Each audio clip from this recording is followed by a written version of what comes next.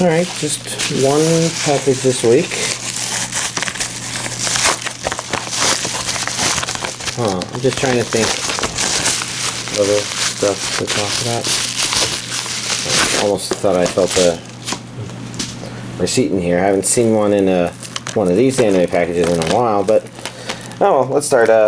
Utano Prince-Sama Complete Collection LS, which is Season 4. Okay, yeah, it says so right there. Audio is Japanese with English subtitles only, which is common. Region, or that's consistent with the previous Utano Prince-Samas, I believe. Plastic's a little tenacious. Maybe especially the plastic that was right there, making it hard to open. No, loose disc. Sinks ships.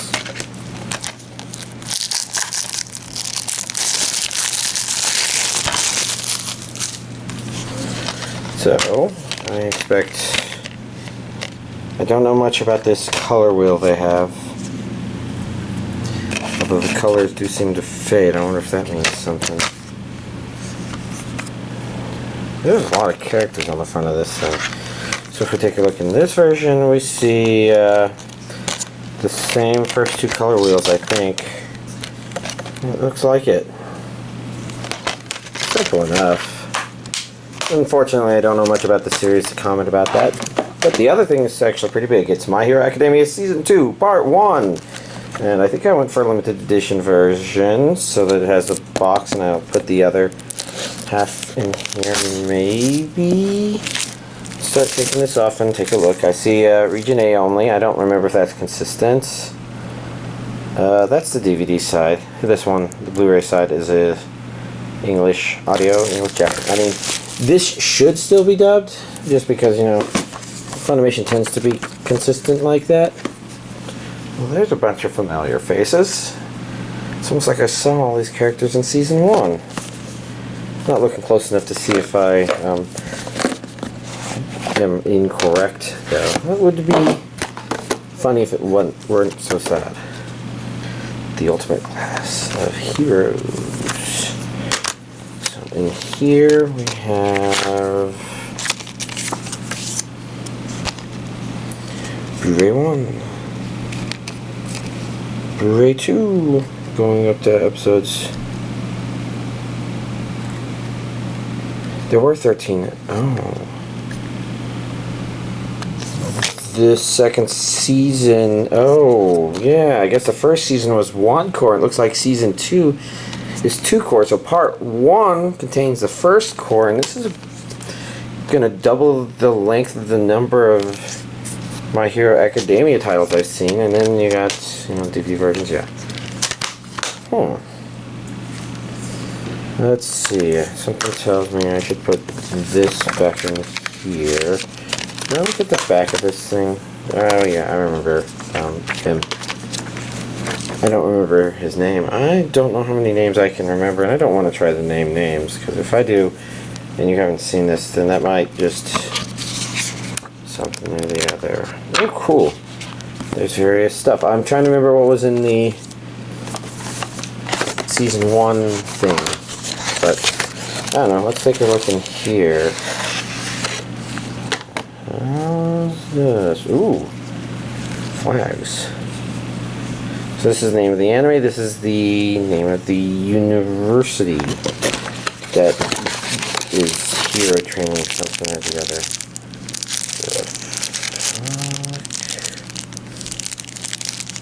I feel like I know this from somewhere. Like, maybe something. All Might. I know he looks like Captain Falcon. And I think these are cards.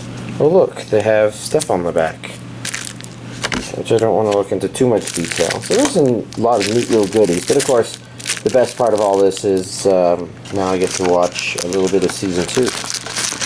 Half of it, actually. So that's actually a pretty big deal. And it's proving to be kind of tricky to put this back in here. Well, that worked, I guess.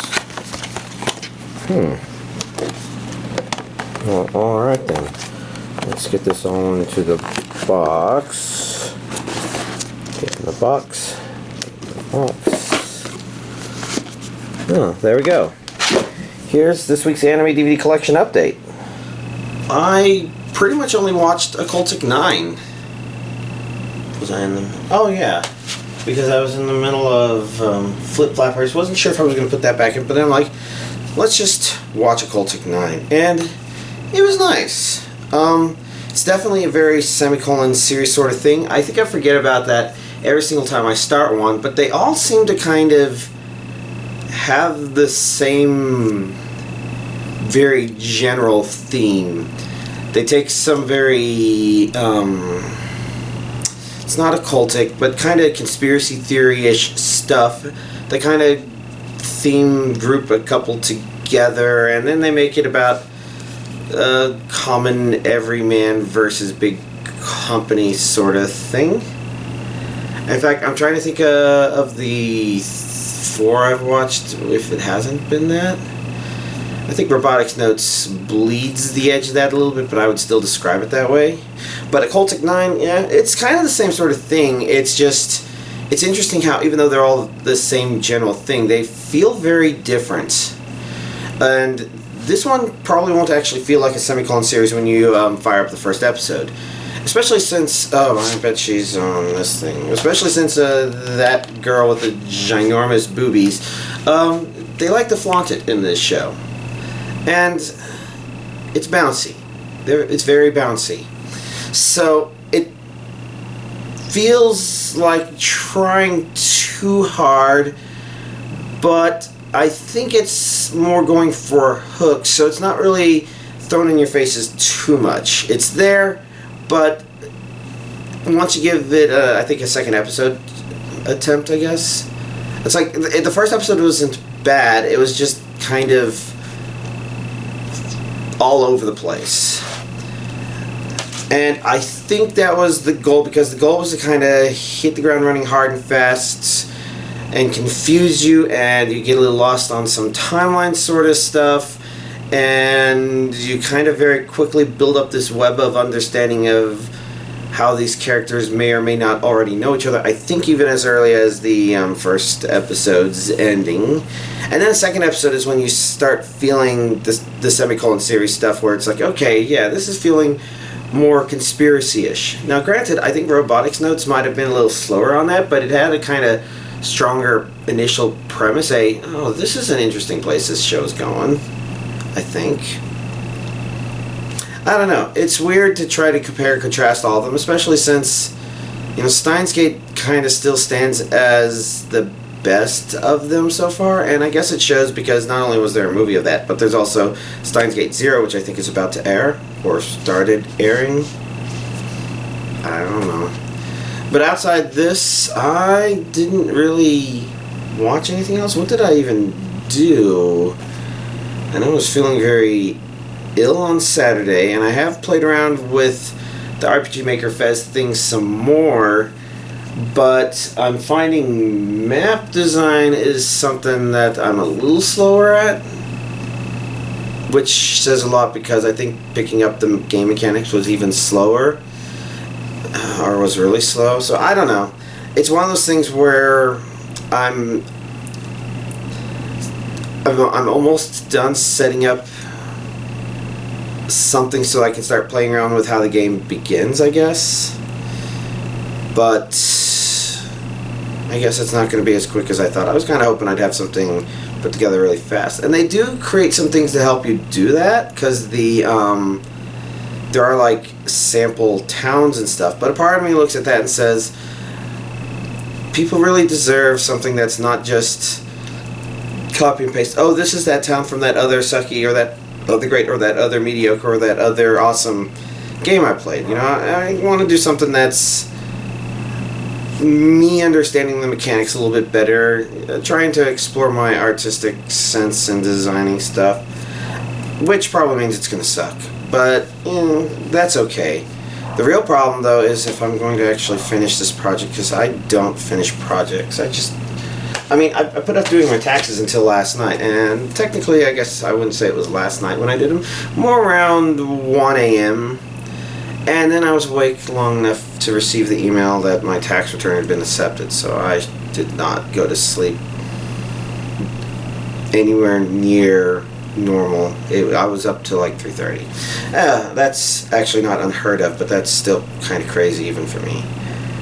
I'm meandering and drifting, especially since as a project I'm actually kind of beginning to realize that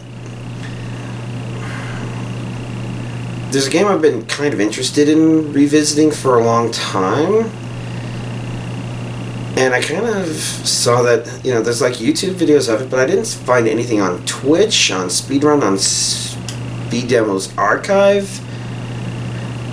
I really ought to start exploring those games. Now, I should finish other projects before I do, but that would be the Advanced Dungeons & Dragons Kryn series. Dark Queen of Kryn in particular, I have fond memories of kind of the brutalness of it, because I kind of get the feeling like I didn't play much Champions of Kryn, and it didn't seem all that great compared to the others, because I started with Death Knights of Kryn, and Death Knights is a real step up, I think, in terms of storytelling and just world presentation sorts of stuff, even though the engines, I think, may be the same. I guess it's because you had the first one and they finally knew what they were doing and they could tell some stories better. And Dark Queen of Kryn, I think, has better story, but then it introduces really painful and complicated mechanics. So, like, I'd have to think about doing that. It's one of those things where I was kind of thinking, hey, I wonder if I could research these games enough to speedrun them. I'm really not a big RPG speedrunner. Maybe I would only start something, but it seems to me like, I don't know, revisiting those games could be fun. It'd be nice if I can revisit them as my current self and maybe find out how to reverse engineer game resources so I can collect information just better. Like, hey, here's the map, and I don't maybe have to go and find my old map of, well, everything that I drew out, you know, especially since I don't have grid paper anymore, so I'd probably come up with a way of drawing a map based on something else, some program I might throw together, I don't know. And honestly, there's some excitement to that. I would really like to revisit those games. You know, maybe I'll go back and say, you know, these are kind of shit. But Dark Queen of Kryn's intro, I just really like it. There's a very something build up. It's still a very 90s PC kind of build up, but it's one of those things where when I go and revisit that video, I'm like, yeah, this kind of makes me want to play this again, because there's a lot of things about it. The opening song, the presentation of the dialogue, of the introduction of the idea of what the game is about, and I'm not sure if that's something I should talk about, because that might be something that's in the context of what the overall game story is about. Although it sounds like Champions of Kryn takes place after a notable thing in the story, so I don't know what to think about that. There's a lot of things about that would need to happen. Oh, but then of course there's the demo fight where, at least for the video I go to, the heroes, they look like they're against impossible odds, but holding their own, but they still get slaughtered. And that just says, that's a testament to how brutal the game is. It's just, it sometimes wants to throw a lot of stuff at you. If they had been a party of 6 instead of 3, they probably would have been fine. I don't remember this stuff. I really, really, really want to get in there. Cleric, fighter, mages, and you have them worship one god to get white mage and the other to get red mage.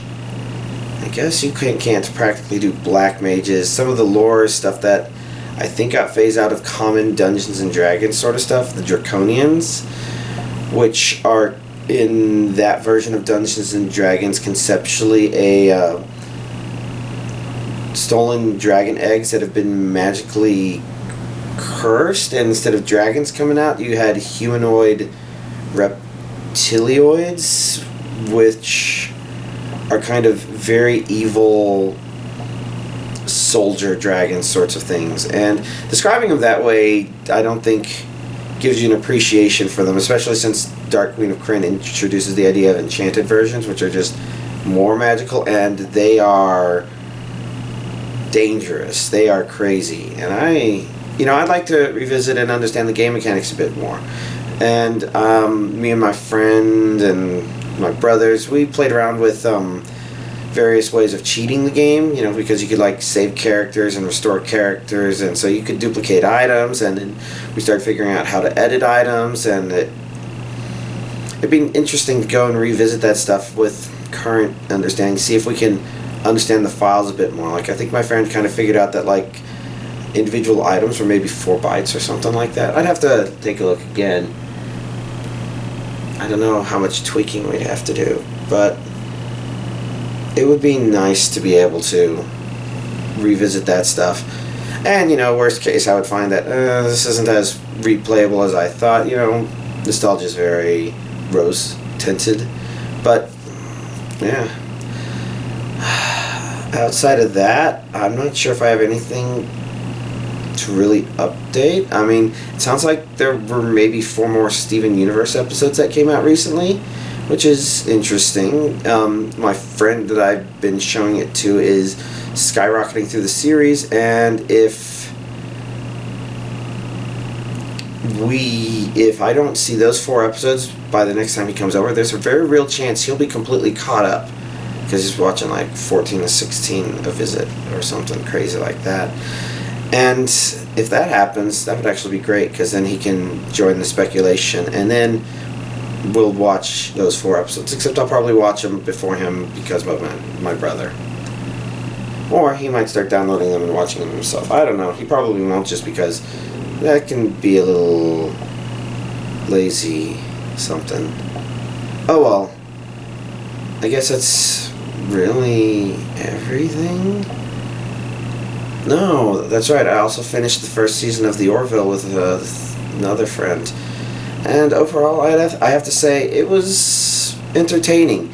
There's some roughness to it, you kind of have to be used to the style of humor it has. It doesn't necessarily need to be Family Guy style, because Family Guys kind of throw things in your face, and this one's kind of throw crassness in your face every once in a while, but it also comes up with clever stuff. And, Family Guy can do that too, but you just... the